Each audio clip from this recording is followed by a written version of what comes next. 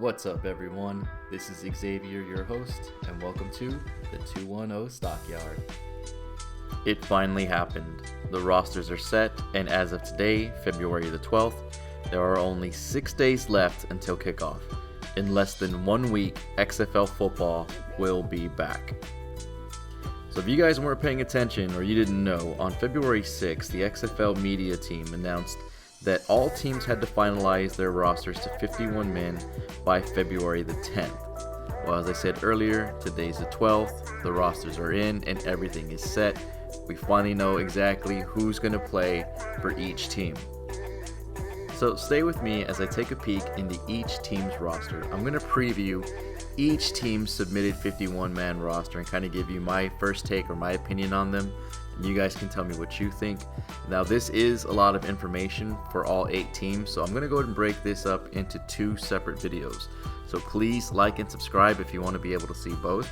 But we're going to go ahead and start with the North Division, and I'm going to follow pretty much the template that you see here in this graphic. I'll break down the DC Defenders first, then the Seattle Sea Dragons, then the St. Louis Battlehawks, and finish it up with the Las Vegas Vipers. And again, subscribe for episode 2 where I will break down the South. But let's go ahead and get into the DC Defenders. So here we go. First team up is the DC Defenders. So they decided to keep 27 players on offense and 24 players on defense. And in all honesty, this is the format that I like best amongst all the teams. I think this number works out best, having 27 on the offense and 24 on the defense. Reason being is because, as you can see with Washington here, you've got 3 quarterbacks, 3 running backs, 7 wide receivers, may be a bit much, but you can work with that. 3 tight ends, 9 offensive linemen, and 2 on special teams. The only weird thing with the 2 special team players is officially on the XFL.com website, they're both listed as punters. So of course I'm assuming that's just a typo. I don't know why they would keep 2 punters. I think they're both kickers and punters. They're just going to alternate jobs, and they'll also alternate between being the long snapper when need be. Defensively, they're set up very well too, with 9 defensive linemen, 5 linebackers, and 10 defensive backs. Now, the DBs can be corners and or safeties, so I think that's kind of why they listed that as just 10 DBs, because you can alternate them or you can convert them where need be. I guess it's a good thing that Washington was the first team up, because I'm going to call this style of roster, this is what I think is going to be a balanced roster. Again, between the offense and defense, all positions are very balanced with the number of players that they have in each slot. So the Defenders will be led by Coach Reggie Barlow. Now, he played both wide receiver and kick returner at Alabama State University when he was in college. In 1996, he was drafted by the Jacksonville Jaguars in the 4th round. And while in the NFL, he also happened to win a Super Bowl in 2002. So from his resume alone, he obviously has championship experience, and he's going to be an offensive-minded coach just from his playing time in college and in the NFL. I do think that Coach Barlow is a good choice for head coach. I think he does have a good offensive mind, and I'm actually curious to see what he does with, again, what I call this balanced offense and balanced defense, so balanced team all the way around.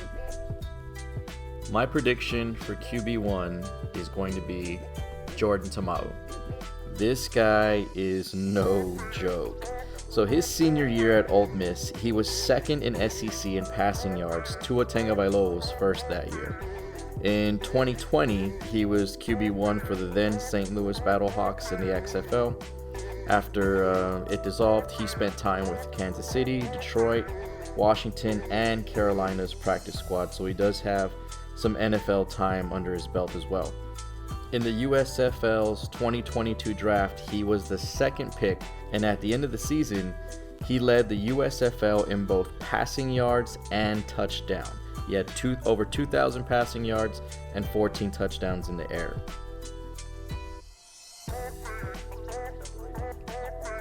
So he's a very formidable quarterback, very capable quarterback. You just got to give him some targets. Starting with their 1st round pick, running back Abram Smith out of Baylor. This is the number 1 overall pick for for the XFL draft. DC had first pick. This is who they got, and this is a very good pick. In his final year at Baylor, he helped carry the team with 1,600 yards rushing to a 12-2 season. They also capped it off by winning the Big 12 championship that year. He also has a very dangerous target with their second round pick out of Sam Houston State. He was 8th overall. This is wide receiver Jaquez Azard, and I'm probably saying that wrong, but anyway, this kid he even said it himself that he molds his game after Julian Edelman, and if you guys watch highlight film on him, you can definitely see why. He is fast, he is elusive, and in his final year at Sam Houston State, he actually helped carry the team to an FSC championship over South Dakota State. So very electrifying player to watch, very good offensive targets for Tamau to have. Next up, we have the Seattle Sea Dragons. So they kept that same format that I like. They have 24 players on offense and 24 players on defense. But if you're looking at this, there's one thing that stood out immediately to me, and that's they have no tight ends. They've got 3 quarterbacks, 4 running backs, 8 wide receivers, no tight ends, 9 linemen, and 3 on special teams. So what does that mean? To me, when I see that, I'm thinking, are we just doing an air raid style of offense where you really won't be utilizing, I guess, checkdowns? I mean, you still can with the wideouts, but are you going to be converting wide receivers to tight ends, or are you just dedicating, I don't know, an additional lineman, an extra blocker on the line? That's interesting to me. I'm also curious to see how this is going to play with the second pass option that the league has. So are any of these wideouts capable of also playing quarterback? Who knows? This was a very odd selection for offense to have absolutely not even one tight end. The defense looks okay as well. You've got 8 defensive linemen, 5 linebackers. You've got 9 corners and only 2 listed safeties, so 11 DBs total.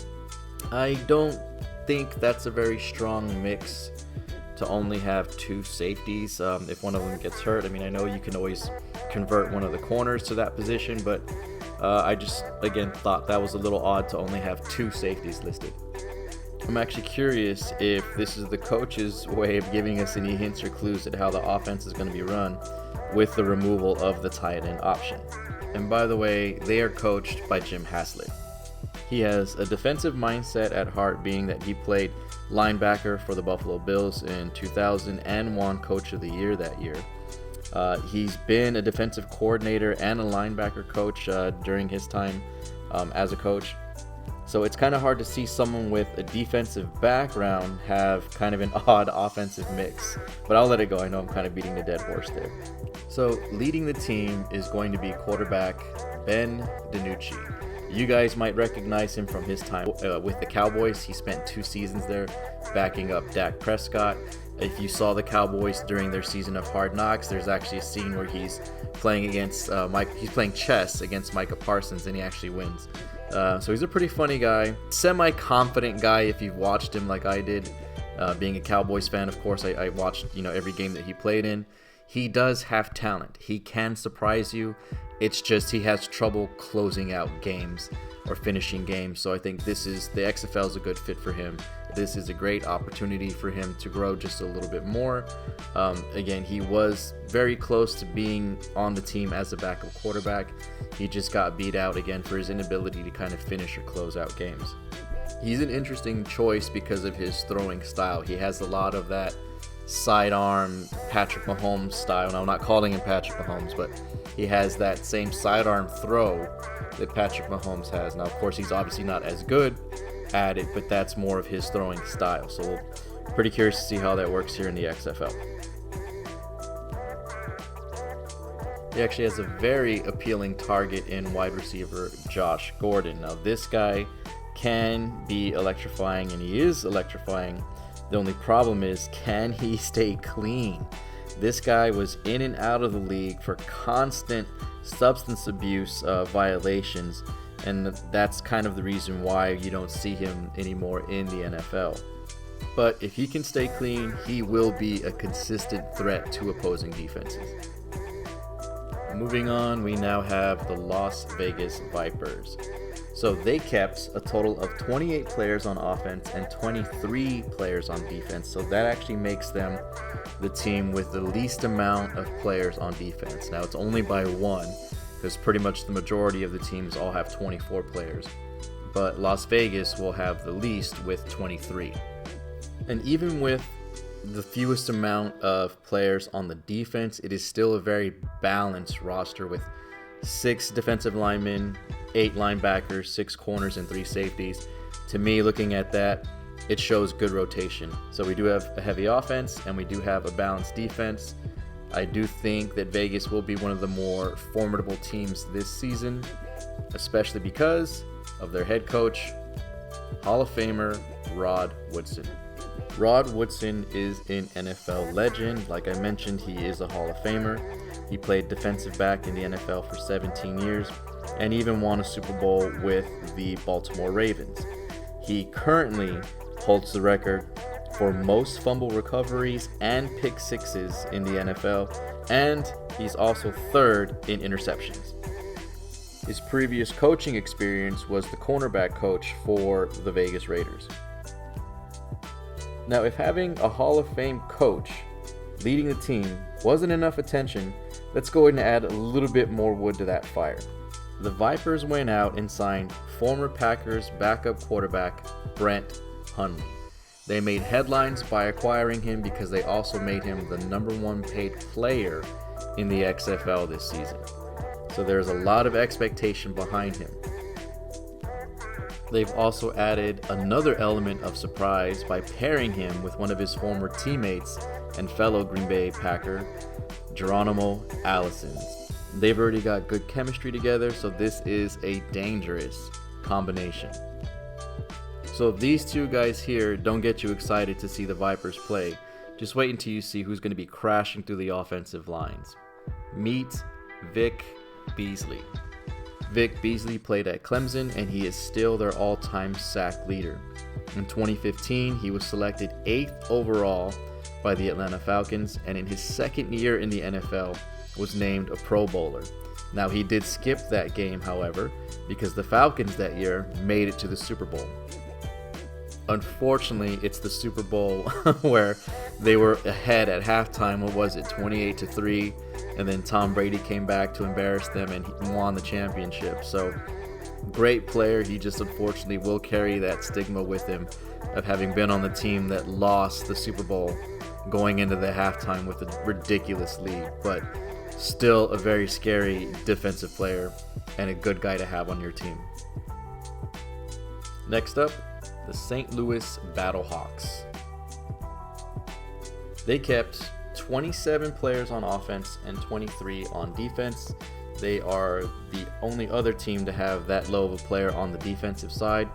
So they have, 7 defensive linemen, 7 linebackers, 5 corners, and 4 safeties. That is a very well blended and balanced defense. Offense is a little different. They only have 2 quarterbacks, 3 running backs, 7 wideouts, and 3 tight ends with 9 linemen and 3 special team players. You might have noticed, if you did the math on your head real quick, that they only have 50 players for their final roster. They are the only team to be 1 man short, and I have no idea why. Why did you guys submit your roster with an extra slot available? So is that just some kind of a weird flex? Are they actually planning on just keeping a 50-man roster throughout the season? And if so, is this some kind of are they showing hubris? Maybe they're going to say, if we win it all, we did it all minus 1 man.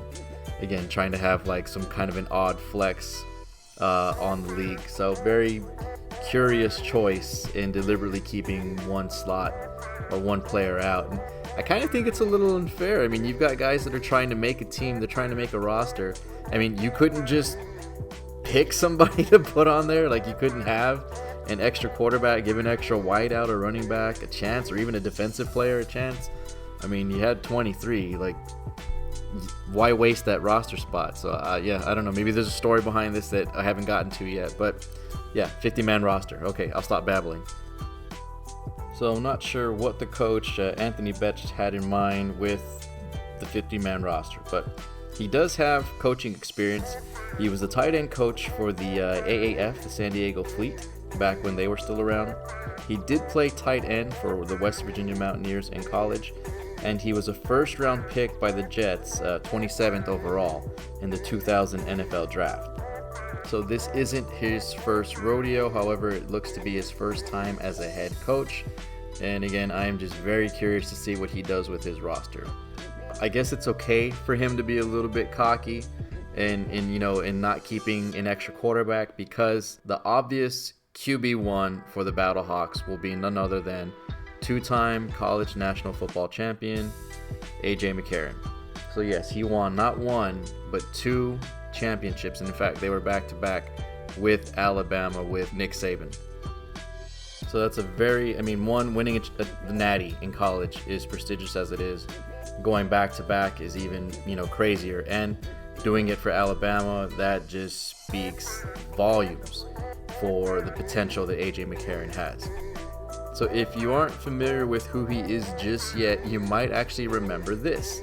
He made headlines during the national championship game against Notre Dame, but not because of the way he played or because it was a blowout victory. It was because of his girlfriend, Catherine Weber. I do believe they're married now, but Catherine is actually a former Miss Alabama, so way to go, A.J. McCarron. But it made highlights because during the game, the camera panned over to her, and the announcer, Brent Musburger, made comments about her looks. He actually couldn't contain himself during the broadcast and kind of babbled over her for a bit, and even made a comment of saying, you quarterbacks get all the good-looking women. So naturally, the next day, a lot of people were mad about it and complaining that, it was awkward or creepy, so it made headlines, but just had to throw that in there. All right, so that's enough daydreaming and drooling. Let's get back to it. So if you're going to have a powerhouse quarterback like A.J. McCarron, you've got to give him some options, and that they did. They have standout wide receiver from Iowa, Hakeem Butler. In his junior year at Iowa, he broke the school record for receiving yards in a season with over 1,300 yards. And by the way, the quarterback throwing to him during that time was Brock Purdy. Butler will also be sharing reps with another Big 12 standout, Marcel Aitman. Now, Aitman was also a beast for the Oklahoma State Cowboys. He was a good player in the Big 12, and both players, by the way, have spent time on multiple NFL practice squads. So two very solid-looking targets for A.J. McCarron. St. Louis will definitely be a formidable team this year. So that is our preview of the XFL's Northern Division. Please like and subscribe if you'd like to see part 2 of my breakdown. I will cover the South Divisions, and at the very end, I will give you guys my predictions on who will win the league championship this year.